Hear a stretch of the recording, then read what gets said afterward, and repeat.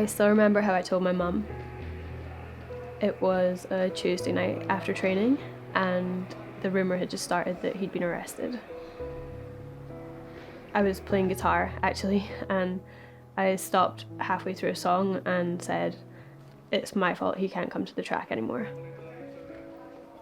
It turns out Mum already knew that another girl had come forward, so she first started trying to reassure me that it had nothing to do with me.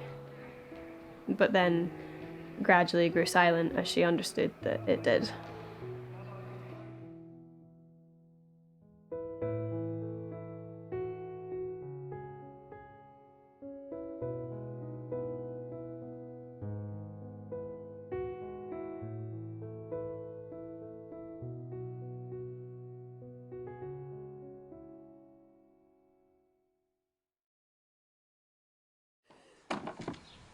Hey!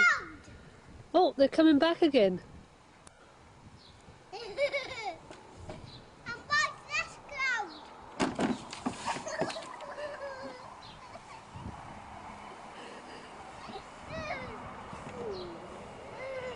I think the crowd are really wanting their money back again, Anna. They're demanding £5 each back, and they only paid £1.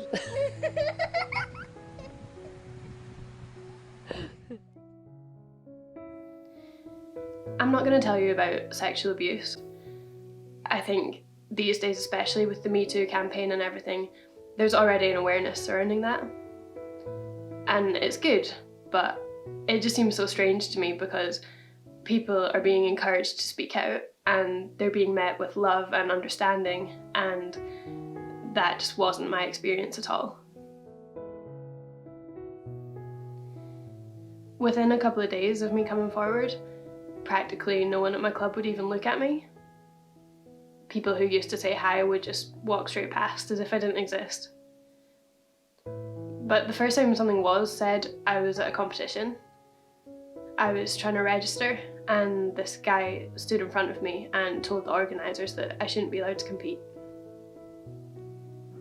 Over time, things like that became more frequent. So I was waking up to messages from other athletes calling me names I didn't even know. Parent helpers even were coming over in the middle of training sessions and saying things like, "We know what you've done."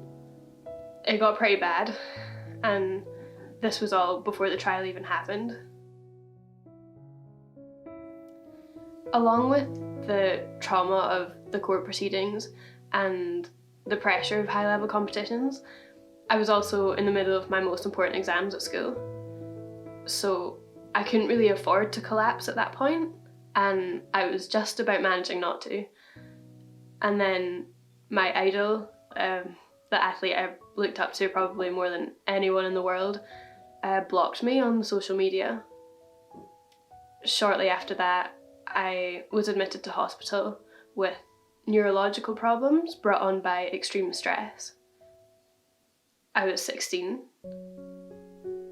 I was the Scottish junior record holder, and it got to the point where I could hardly even walk into an athletics track.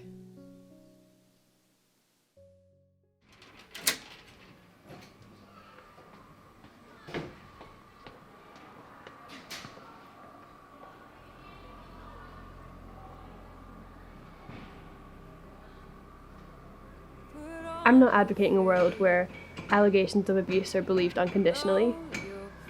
That isn't fair, and that can't happen. But equally, we as a sports family can't maintain a culture where young people are almost better off being abused than saying something about it. Thanks to forward-thinking organisations like Scottish Athletics and the work of so many great charities, we are off the mark with that. We are moving forward. But we need to get to the point where we can honestly say to ourselves that what happened in my case can never happen again. That there's support in place for those that speak out. That's the finish line.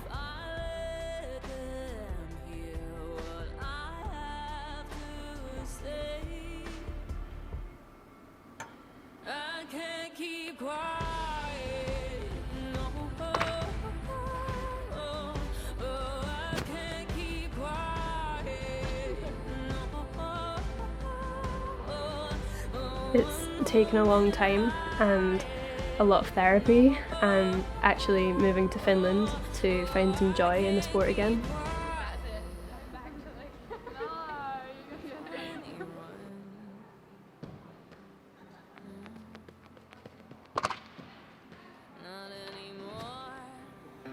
You can look at my story as having a happy ending if you want. I guess in part it does. But after every good jump and great moment since that time, I've started to cry. Happy tears, yes, but also because in those moments it really hits me how hard it's been, what I've had to endure and overcome even just to make it to this point.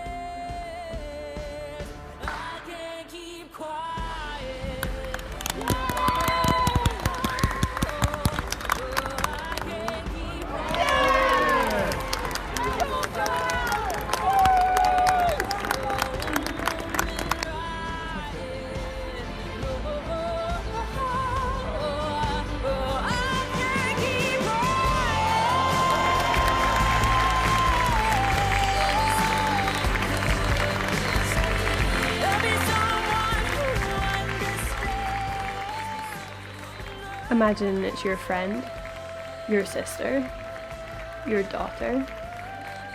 How would you want people to respond to them? How can we make that happen? We need to look beyond the welfare teams and child protection procedures. It's on everyone to make sure that athletes who come forward are still welcomed and supported like anyone else would be.